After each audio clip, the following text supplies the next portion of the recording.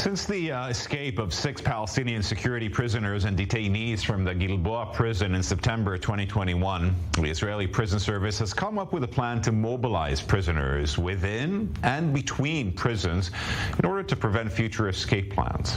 It is today revealed that the Shin Bet and the Minister of Internal Security, Omer have prevented the Israeli Prison Service from moving ahead with prisoner mobilization plans as the time is not right, quote unquote, fearing that such a move in the current timing could lead to prisoner strikes that would push Gaza to escalate the conflict with Israel. For more on that, we're joined by Brigadier General in Reserves, Amir Avivi, the Director of Israel's Defense and Security Forum. Thank you very much for being with us today. So who's right, the prison service or the Shin Bet? I think that definitely the prison service. I think that this is an unprecedented intervention in the work, the way we work in the prisons.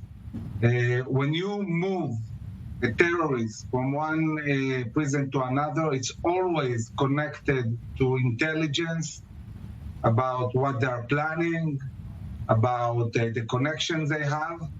And this is a part of the job to make sure that prisoners not only don't escape, but also don't plot and don't do other activities.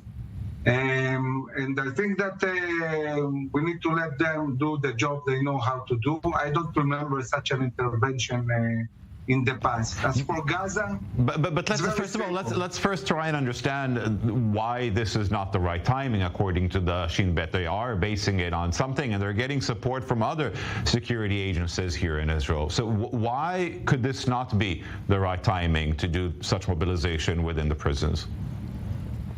Well, it could be that we have intelligence about Hamas after a very long period of time maintaining Gaza quiet, wanting to maybe warm up things, maybe start escalating again the Gaza Strip. But we have to remember something. When the Hamas strategically decides it wants to engage in rocket shooting, they will always find the excuse to do that. Doesn't matter if it's the prisoners, if it's Harabait, if it's the Temple Mount, if it's a parade with Israeli flags, or it's one terrorist killed in Judea and Samaria. But the thing is, the prison service does not collect intelligence. But the prison service does not collect intelligence, and intelligence collecting units that are operating on the ground and, of course, in headquarters are saying this is not the right time. So maybe it's not such a big deal. Maybe we should listen to them, and there are probably other ways to make sure in the meantime that those plots, that prisoners don't escape. I mean, we were revealed, of course, that there were underground tunnels, that construction was not done well, etc. There's enough to do, don't you think? Well, I think we need to decide who is running our prisons, the terrorists or us. And I think that overall, this kind of decision-making hurts Israel's deterrence in the long term, because they see at the end of the day that they can extort us. They can put pressure and make Israel back down in the most basic things. I don't know anywhere in the world where anybody lets terrorists decide what will happen inside prisons. And I don't think we should start now. And I think that we need to think about a different approach, how to deter Hamas in Gaza.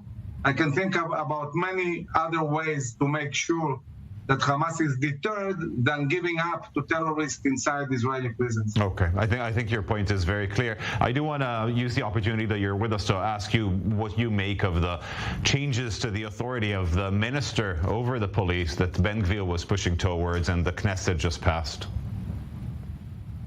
Well, first of all, I think that generally speaking, we would like to see our politicians wanting to actually do something and get more responsibilities in order to be able to push policies. So I don't think it as a bad thing when a politician promises to his voters that he's going to push a certain policy and tries to make sure that he has all the tools he needs to really push the policy forward. I think that in the case of Ben Gvir, I think he's a phenomena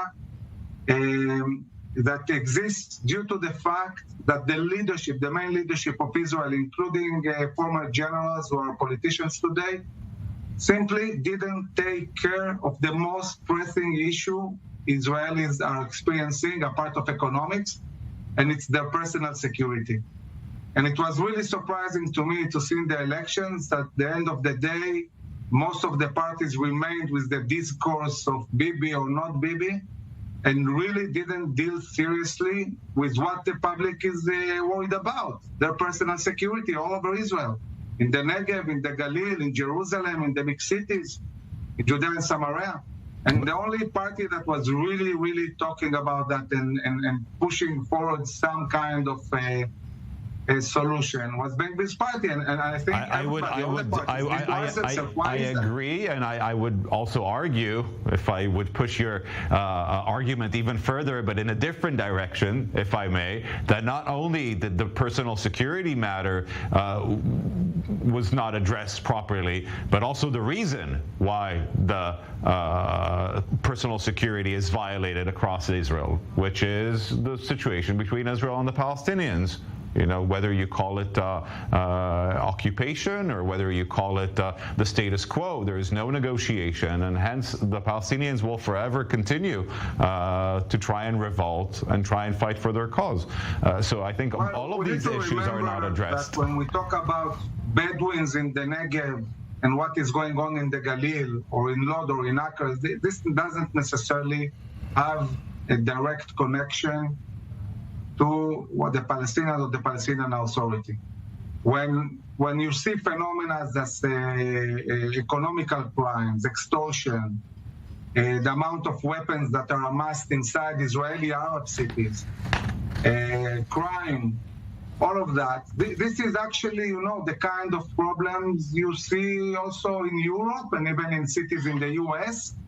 And you can see the US is a good example. You see one state where the police is strong and law and order are restored, and you see another state in anarchy, and it's the same United States.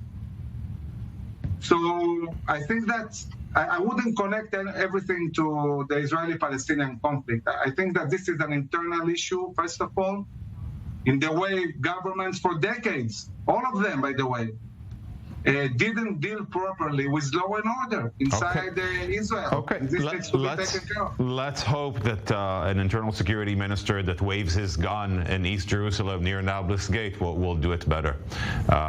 What can I say? We'll have to wait and see, right? Both of us. Yeah, I think that at the end of the day, you know, the government is not even yet, didn't start yet. Yeah. And I think that's really our responsibility, all of us.